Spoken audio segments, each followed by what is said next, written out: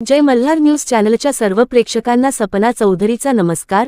9 August जागतिक आदिवासी गौरव दिन हा रविवारी साजरा होत असून नंदुरबार जिल्ह्यातील तमाम आदिवासी बांधवांना जिल्हा पोलीस प्रशासनातर्फे जिल्हा पोलीस अधीक्षक अश्विनी सानप यांनी शांततेत व उत्साहपूर्ण वातावरणात जागतिक आदिवासी गौरव दिन साजरा करण्याचे आवाहन केले आहे।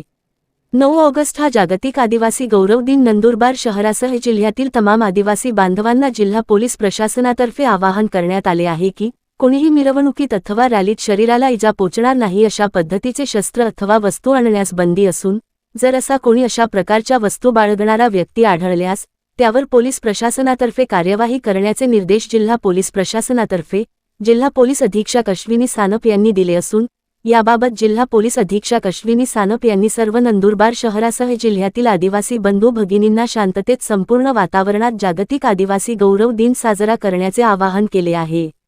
सपना चौधरी, जय मल्हार न्यूज, नंदुरबार। जे नंदुरबार शहरामध्ये आदिवासी दिन साजरा करण्यासाठी येतात त्या सर्व आदिवासी बांधवांचं जिल्हा पोलीस दलातर्फे नंदुरबार शहरामध्ये स्वागत असणार आहे।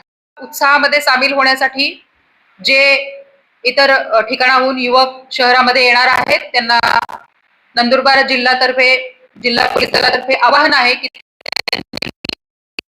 सोबत आणू नयेत, जेणेकरून तो उत्साहाचा दिन साजरा करताना ती शस्त्र लागून आपल्याच बांधवांना जखम होण्याची शक्यता आहे। आणि त्याचबरोबर अशी शस्त्र आणणं हे कायदेशीरदृष्ट्या सुद्धा योग्य नाही आहे। त्याच्यामुळे सर्व आदिवासी बांधवांना विनंती आहे की अशा प्रकारची शस्त्र त्यांनी सोबत आणू नये।